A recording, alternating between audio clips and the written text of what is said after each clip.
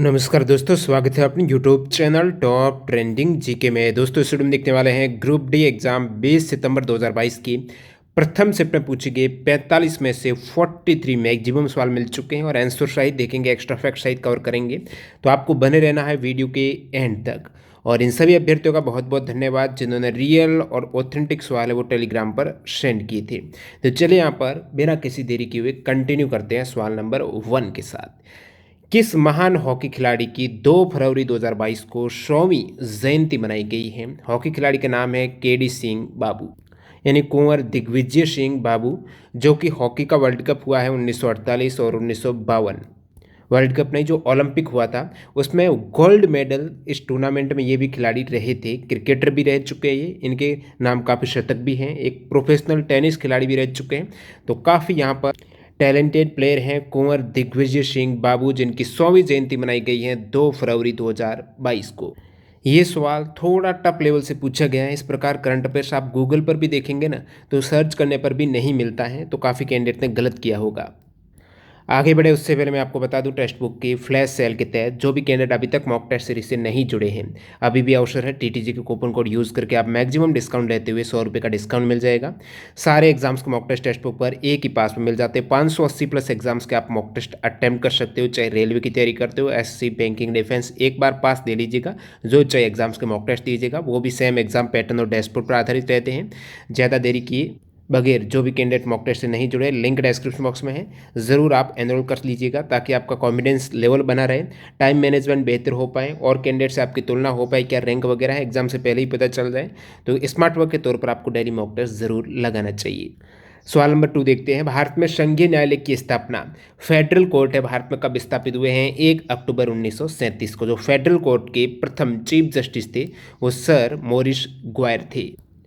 Next यहाँ पर which rivers flow from Nepal to India, कौन सी नदी है वो नेपाल से भारत में प्रवेश करती है? ऑप्शन थे सोन, भिलंगना, करनाली और भागीरथी नदी। तो इनमें से आप देखेंगे जो करनाली नदी है, जिसे घग्गर रिवर कहा जाता है, जो करनाली नदी है, वैसे ये चीन में इसका ओरिजिन होता है तिब्बत से, फिर ये नेपाल में प्रवेश करती है और नेपाल से इंडिया में प्रवेश करती है।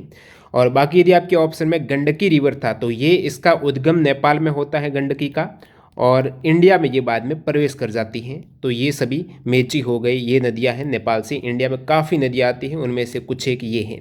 कोसी नदी भी एक ऐसी नदी है जो नेपाल, चीन और भारत इन 3 देशों में चलती है। सोलेनॉइड से बार बार सवाल आ रहे हैं, यानी परिनालिका से पूछा है कि परिनालिका के अंदर चुंबकीय क्षेत्र, मैंने बताया परिनालिका के अंदर चुंबकीय क्षेत्र है प्रत्येक जगह पर समान और इस प्रकार समानांतर क्रम में रहता है। अप्रैल 2022 तक चीफ इलेक्शन कमिश्नर भारत के कौन थे? मुख्य चुनाव आयुक्त। अप्रैल 2022 तक पूछा है तो सुशील चंद्र हो जाएंगे, जो मई 2022 तक रहे हैं। 15 मई 2022 से राजीव कुमार हैं चीफ इलेक्शन कमिश्नर है। इससे पहले ग्रुप डी में ये सवाल आ चुका है, उसमें था मार्च 2022 तक चीफ इलेक्शन कमिश्नर, अब अपडेट होकर कर दिया अप्रैल तक। मई तक पूछ ले आपको, 15 मई तक सुशील चंद्र आप आंसर करेंगे। और उसके बाद लेटेस्ट में राजीव कुमार हैं वर्तमान चुनाव आयुक्त।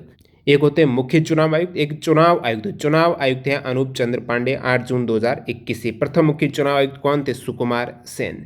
इलेक्शन कमीशन ऑफ इंडिया की स्थापना 25 जनवरी 1950 को, इसलिए 25 जनवरी को मनाया जाता है राष्ट्रीय मतदाता दिवस। नेक्स्ट सवाल देखते हैं यहाँ पर, संवेदना कार्यक्रम किस मंत्रालय की पहल है? रिपीटेड सवाल है, इससे पहले पूछा गया था संवेदना कार्यक्रम क्या है, आज पूछा कौन से मंत्रालय की है। तो संवेदना कार्यक्रम है, ये मंत्रालय पूछा तो महिला एवं बाल विकास मंत्रालय। स्पेशल जो बच्चे हैं उनको परामर्श करना, जो मेंटल हेल्थ के लिए, जो कोविड के कारण प्रभावित हुए हैं, उनकी मेंटल हेल्थ, तनाव है, चिंता है, उनको मनोवैज्ञानिक तरीके से सहायता प्रदान करने के लिए एक हेल्पलाइन सेवा है संवेदना, जो महिला और बाल विकास मंत्रालय की है। संवेदना की ये फुल फॉर्म भी आप देख सकते हो सकता है आने वाले सेट पर इसकी फुल फॉर्म पूछ लें, काफ़ी बड़ी फुल फॉर्म है। तो ये हो जाएगी आपकी sensitising action on mental health vulnerability through emotional development and necessary acceptance. किस अभिक्रिया में अविल्य उत्पाद बनता है? अविल्य बनता है दोस्तों अवक्षेपण अभिक्रिया में। कौन सा कथन सही है? ये विकल्प थे, प्लास्टिक को रिसाइकल किया जाता है, प्लास्टिक बायोडिग्रेडेबल है, पेपर बायोडिग्रेडेबल है, प्लास्टिक एंड पेपर दोनों बायोडिग्रेडेबल हैं। देखिए प्लास्टिक तो जैव निम्नीकरणीय है नहीं, तो ये ऑप्शन गलत, और पेपर जरूर आपके बायोडिग्रेडेबल है, तो ऑप्शन 3 करेक्ट हो जाएगा। वैसे प्लास्टिक है, सभी प्लास्टिक को रिसाइकल नहीं कर सकते, कुछ प्लास्टिक को किया जाता है, ये भी सही। एयर इंडिया कब स्थापित हुई है? तो टाटा एयरलाइंस की तरफ से सबसे पहले जेआरडी टाटा ने टाटा एयरलाइन के रूप में इसका नाम था टाटा एयरलाइन 1932 में स्थापित हुई है एयर इंडिया। और उसके बाद गवर्नमेंट के स्वामित्व में भी आ गई थी बाद में, और 69 वर्ष तक गवर्नमेंट के अधीन रही। और फिर यहाँ पर अक्टूबर 2021 में इसकी बिडिंग निकाली गई, बोली निकाली गई, जिसमें टाटा ग्रुप ने दोबारा इसको खरीद लिया है। कितने में? 18,000 करोड़ में। और जनवरी 2022 में ये दोबारा टाटा ग्रुप के स्वामित्व में आ गई।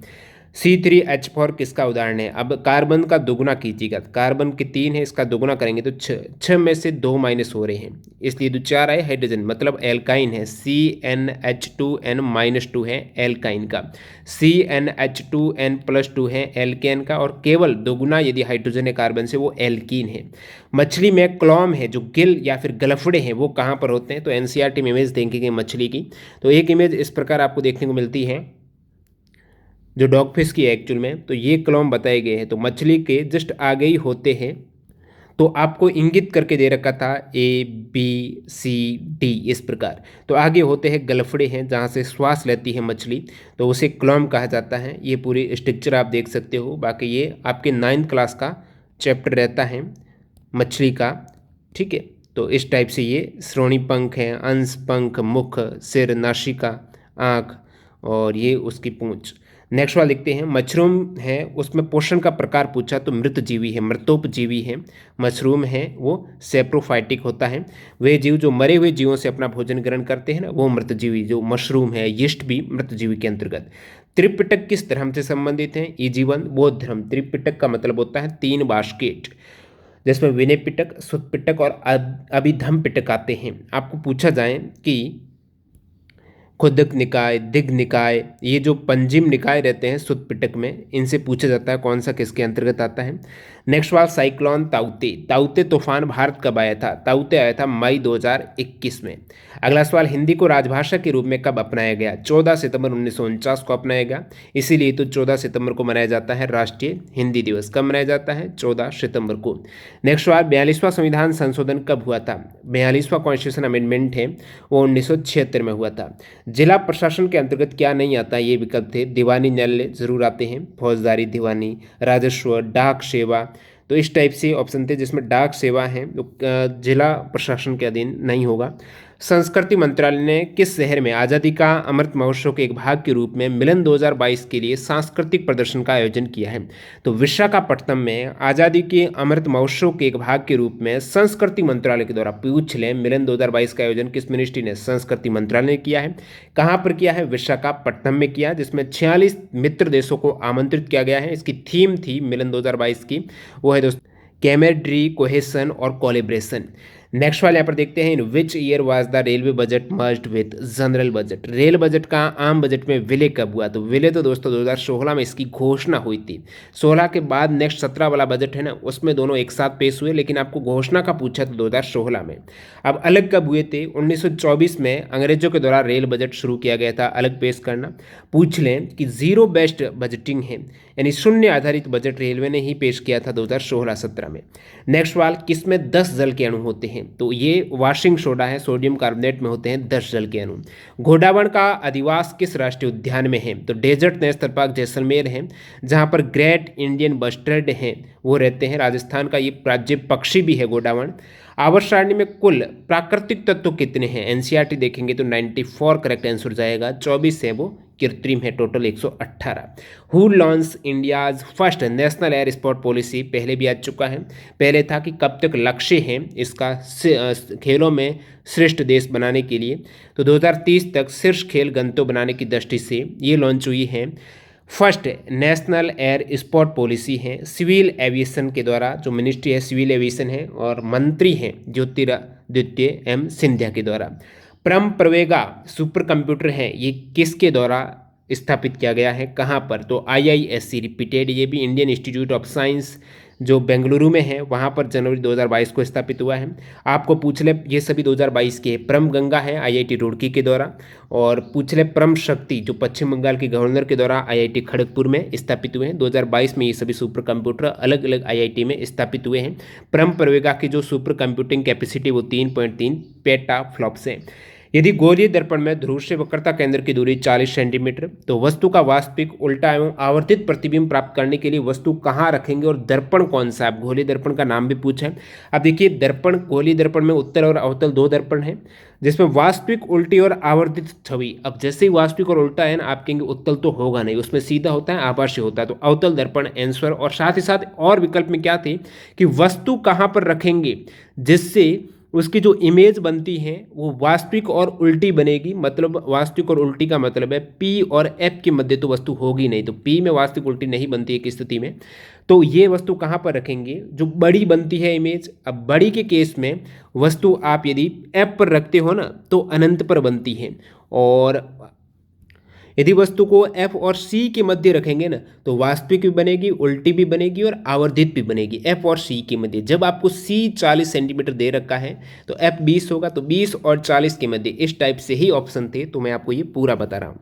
1 मीटर लंबी किसी तार का प्रतिरोध 50 ओम है और अनुप्रस्थ काट क्षेत्रफल है 0.3 वर्ग मीटर है। यदि उसी लंबाई की तार, यानी इसी 1 मीटर लंबाई की तार का अनुप्रस्थ काट का क्षेत्रफल है वो 0.6 मीटर स्क्वायर कर दिया जाए, यानी दोगुना कर दिया जाए, तो प्रतिरोध क्या होगा, जो पहले 50 ओम था। अब इजी सवाल, R बराबर रो एल अपॉन ए, सेम डाटा से सवाल पूछा है एक स्टूडेंट ने। इस प्रकार न्यूमेरिकल के काफ़ी एग्जैक्ट डाटा बताया आज। तो R बराबर रो एल अपॉन ए, यहाँ पर ये कर क्या रहा है, बाकी चीज़ें समान रख रहा है, यानी एल आपके समान रख रहा है, 1 मीटर लंबाई है, और दोगुना क्या कर रहा है, ए दोगुना कर रहा है। अब अनुप्रस्थ काट क्षेत्रफल है प्रतिरोध का व्युत्क्रमानुपाती होता है, तो ये नीचे की साइड में 1/2 हो रहा है, मतलब आपका प्रतिरोध आधा हो जाएगा। वैल्यू कुछ भी हो, डायरेक्टली आप आधा करेंगे 25 ओम। नेक्स्ट वाले यहाँ पर, यदि किसी तार की लंबाई को 5 गुणा और ए को 9 गुणा कर दिया जाए तो प्रतिरोध क्या होगा। इस टाइप से एक और सवाल आज पूछा गया है। अब लंबाई को 5 गुणा और ए को 9 गुणा कर रहे हैं, सेम R बराबर रो एल अपॉन ए है। तो पहले केस में तो ये समान स्थिति। सेकेंड केस में क्या कर रहा है, ये लंबाई को कर रहा है 5 गुणा, यानी 5 रो एल, और ए को कर रहा है 9 गुणा 9 ए। तो पूछा प्रतिरोध क्या होगा, प्रतिरोध हो जाएगा 5/9 R। नेक्स्ट वाला देखते हैं। मटर के एक शुद्ध लंबे पौधे, शुद्ध लंबा यानी टी और टी, और शुद्ध बोने पौधे यानी स्मॉल टी का संकरण आपस में कराया गया, तो F2PD में शुद्ध लंबे पौधे और बोने पौधे का रेशियो क्या होगा। जो बायोलॉजी के स्टूडेंट नहीं है, मैक्सिमम कैंडिडेट ने इस सवाल को हो सकता है गलत किया, और वैसे ये सवाल डायरेक्टली NCERT एग्जाम्पलर बुक है ना उसी में से ही पूछा गया है। रेशियो एक एक करेक्ट होगा। काफ़ी कैंडिडेट ने 3:1 किया, 3:1 नहीं होगा। मैं आपको थोड़ा डिटेल में इसको बताऊँ। देखिए, जब आप संकरण की बात करते हो मटर के पौधे में, तो शुरुआत में ये लंबा और ये छोटा, तो इसका आपस में संकरण होगा तो ये बन जाएगा, यानी शंकर लंबा इसे बोलेंगे। क्या बोलेंगे, संकर। ये होगा लंबा लेकिन संकर है, हाइब्रिड है। अब ये यहाँ पर होगा स्वपरागण। क्या होगा, स्वपरागण होगा। तो कैपिटल टी और स्मॉल टी का जब आप स्वपरागण कराएंगे इस प्रकार, तो यहाँ पर टी टी मिलेगा, फिर आपको टी टी, और इसमें आपको मिलेगा टी टी, और इसमें मिलेगा टी टी। ठीक है। अब जो कैपिटल टी है वो क्या है, शुद्ध लंबा है, और जो स्मॉल टी है दोनों ही वो शुद्ध बोने हैं। आपको पूछा क्या है, शुद्ध लंबे पौधे और शुद्ध बोने पौधे का रेशियो। बोना पौधा है, बोना पौधा यहाँ पर सिर्फ और सिर्फ यही है, बाकी ये अपने आप में संकर लंबे है, बोने का नाम नहीं आएगा यहाँ पर। तो यही पूछा है कि शुद्ध लंबे पौधे और बोना पौधा। अब शुद्ध लंबा पौधा कितना है, 1 है, और शुद्ध बोना भी कहेंगे या फिर बोना भी कहेंगे, वो भी 1 है, तो 1 और 1 का रेशियो रहता है। तो आप कहेंगे 3 और 1 का रेशियो कौन सा है भाई। सिर्फ और सिर्फ 3 और 1 का रेशियो कब होता है, जब बात होती है लंबे और बोने की। आगे शुद्ध न लगाएं, तो ये भी लंबा, ये शंकर लंबा है तो लंबा, ये भी शंकर लंबा है, यानी अशुद्ध लंबा कह सकते हो आप। तो लंबे कितने हैं, 3 हैं, और बोना कितना है, 1 है, तो 3:1 रहता है। जब आपको लंबे और बोने का डायरेक्टली पूछें, आगे शुद्ध शब्द न हो, उस केस में ये F2PD में मैं बात कर रहा हूँ फिनोटाइप की। जीनोटाइप क्या होगा, अब आप कहेंगे जीनोटाइप TT आ रहा है, TT TT और TT। तो यहाँ पर जीनोटाइप की बात करें तो 1 रेशियो, इसका रेशियो 1 ही है, ये कितने हैं 2 और ये 1 है, तो 1:2:1। तो ये बात होती है मोनोहाइब्रिड में एकल संकर संकरण में ये रेशियो रहता है। डाई हाइब्रिड में F2PD में जो फिनोटाइप रहता है ना वो 9-3-3-1 रहता है। तो इन पर कंफ्यूज मत होना, थोड़ा डिटेल में जान लेना इसको। प्लास्टर ऑफ पेरिस को खुला क्यों नहीं छोड़ा जाता है? क्योंकि प्लास्टर ऑफ पेरिस में होता क्या है, कैल्शियम सल्फेट हेमीहाइड्रेट होता है, आधा जल का अणु। खुले में छोड़ना, खुले में क्या है, नमी है, नमी का मतलब जल है। तो जब जब जल इससे कनेक्ट हो जाएगा तो 2H2O बन जाएगा, कैल्शियम सल्फेट, और 2 जल के अणु होता है जिप्सम। जिप्सम बनना मतलब कठोर बन जाना। तो फिर पीओपी काम की नहीं रहेगी, कठोर हो जाएगी, इसलिए उसको खुला नहीं छोड़ते क्योंकि वो जम जाता है। नेक्स्ट यहाँ पर आयरन की कॉपर सल्फेट से रिएक्शन होने पर कॉपर और आयरन सल्फेट बनता है। तो ये अभिक्रिया क्या दर्शाती है? ये अभिक्रिया दर्शाती है कि विस्थापन हो रहा है कॉपर का। क्यों हो रहा है? क्योंकि आयरन ज़्यादा अभिक्रियाशील है, आयरन ऊपर है, कॉपर नीचे है, इसलिए यहाँ पर आयरन की अभिक्रियाशीलता ज़्यादा है, इसलिए ये कॉपर को प्रतिस्थापित कर देगा। पुष्प का प्रजनन भाग कौन से हैं? ऑप्शन था पुंकेसर प्लस स्त्री केसर, दोनों ही प्रजनन भाग हैं। एक नर जननांग है पुंकेसर, स्त्री केसर मादा जननांग है। काफ़ी बार पूछा भी जाता है स्त्री केसर के जो 3 भाग हैं ना, वर्तिकाग्र, वर्तिका और अंडाशय, कौन सा स्त्री केसर का नहीं है? तो उसमें दे दे परागकोश। परागकोश और तंतु पुंकेसर के हैं, वर्तिकाग्र, वर्तिका और अंडाशय स्त्री केसर का है। और एक लिंगी पुष्प और उभयलिंगी पुष्प में बार बार बताता हूँ क्योंकि यहाँ से सवाल ऑलरेडी आ चुका है। एक लिंगी में पपीता और तरबूज है, उभयलिंगी में गुड़हल और सरसों है। नेक्स्ट सवाल, इसका थोड़ा न्यूमेरिकल का एग्जैक्ट डाटा नहीं मिला है, थोड़ा घुमा फिरा के ये सवाल पूछा गया है। तो ये एक तरीके से शक्ति और धारा और विभवांतर इन दोनों को रेफरेंस में लेते हुए पूछा है कि कितने बल्ब जलाएंगे। स्टूडेंट ने बताया, काफ़ी स्टूडेंट ने थोड़ा अलग अलग डाटा बताए हैं। जैसे इन्होंने बताया कि 50 एम्पियर की धारा, हालांकि बाद में वेरीफाई हुआ था वो था 15 एम्पियर की धारा। ठीक है, 15 एम्पियर की धारा से यदि 1 किलोवाट की ऊर्जा प्रवाहित होती है, एक्चुअल में 1 किलोवाट की ऊर्जा नहीं होगा क्योंकि किलोवाट होता है शक्ति का मात्रक। तो हो सकता है कि 50 एम्पियर धारा है, कोई 1 किलोवाट की शक्ति है, शक्ति वाला कोई पावर उस सर्किट की 1 किलोवाट है और धारा 15 एम्पियर प्रवाहित हो रही है। तो आपको ज्ञात करना है कि इससे कितना 10 वॉट का बल्ब आप जला सकते हो। और कोष्टक में ये भी मेंशन था कि यहाँ पर V आपको 220 वोल्ट कंसीडर करना है। तो यदि डायरेक्टली आपको दिया रहता है कि भाई V 220 वोल्ट है और धारा 15 एम्पियर है, तो आप निकाल सकते हो P बराबर VI, यानी आपका टोटल पावर कितना होगा।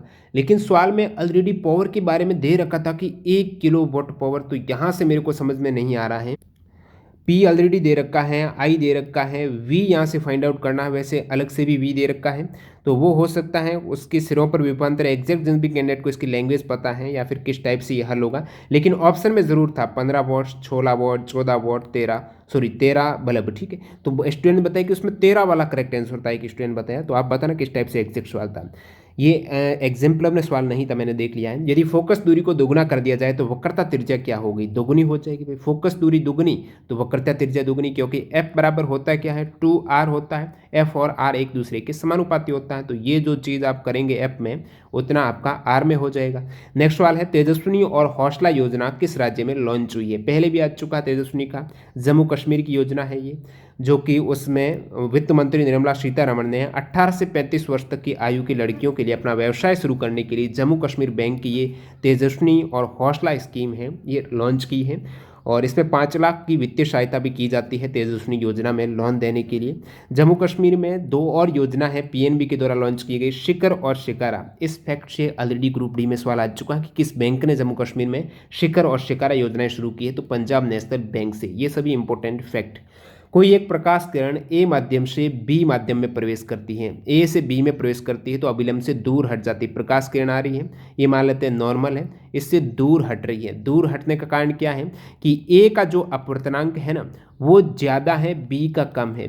बी का जब कम है तभी तो प्रकाश किरण है सघन से विरल में ऐसे आ रही है और अभिलंब से दूर हट रही है।